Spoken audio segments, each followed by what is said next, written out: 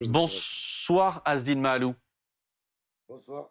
Merci beaucoup d'être en direct avec nous. On imagine votre angoisse ce soir. Vous êtes le cousin de Siem. Est-ce que vous aussi, ce soir, après avoir vu notamment la procureure par exemple, après avoir peut-être eu des contacts avec les enquêteurs, est-ce que vous aussi, ce soir, vous avez en tête ce scénario d'un enlèvement, d'une séquestration? Est-ce que c'est aussi ce que vous avez en tête? Bien sûr, c'est le scénario, j'ai envie de dire, le plus probable, parce que par rapport à toutes les rumeurs qu'il y a eu au départ, petit à petit, elles se sont toutes estompées, et celui qui reste le plus probable, c'est celui-là.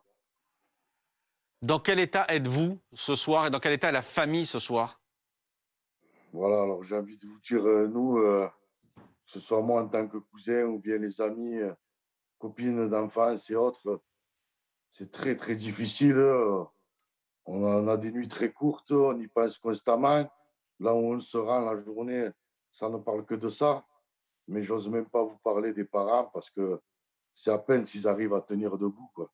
Et les Hmm. frères aussi. Donc, à savoir qu'elle a trois frères, un qui est assez petit, mais deux qui sont un peu plus âgés qu'elle. Et surtout le père avec qui vous imaginez toutes les filles au monde ont une certaine complicité. Et notamment son papa qui est quelqu'un de très chaleureux et très complice avec sa fille qui n'arrive même pas à prononcer le moindre mot, quoi. Plus les jours passent, plus ça devient compliqué. J'ai envie de vous dire, chaque minute, il se dégrade de minute à minute, quoi. Quel lien y a-t-il entre Siem et cette personne ce soir, cet homme de 39 ans qui est en garde à vue? Est-ce que vous, par exemple, vous le connaissiez, cette personne?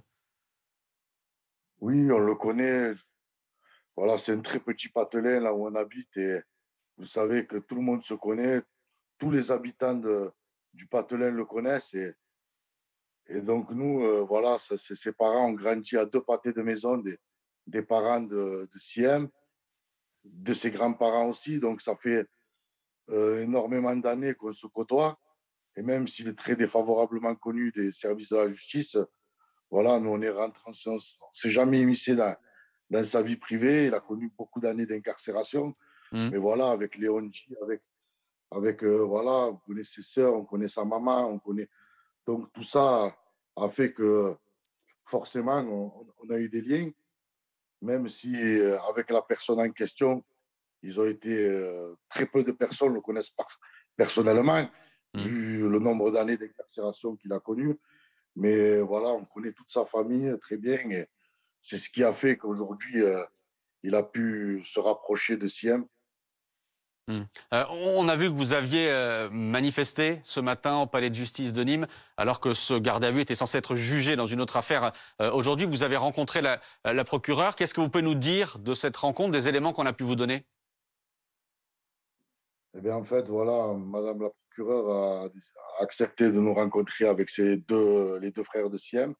Donc, elle nous a redonné une lueur d'espoir, si j'ose dire, parce qu'elle nous a dit que vraiment, elle prenait cette affaire à bras le corps. Comme ses termes exacts sont, s'il faut aller en Russie, on ira.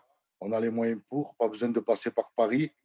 Donc, surtout avec le contexte actuel de la Russie, ça nous a fait comprendre que Madame est déterminée.